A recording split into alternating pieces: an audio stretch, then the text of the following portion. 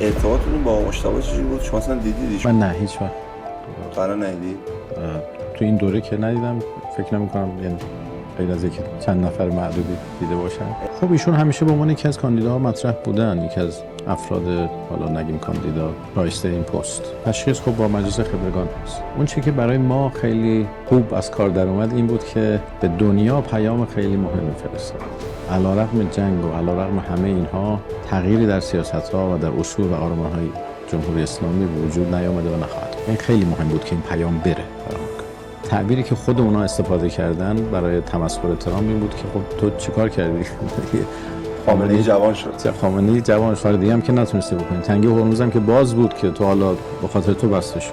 موادم که نتونستی دسترسی پیدا بکنی. چه دستاوردی داشتی؟ و این واقعاً مونده همچنان برای ترامپ که هیچ دستاوردی رو نمیتونه معرفی. الان معتقدم که ما اصلا پیروزی راهبردی به دست آوردیم. به نظر من اصلا موقعیت جمهوری اسلامی زمین تا آسمون فرق کرد.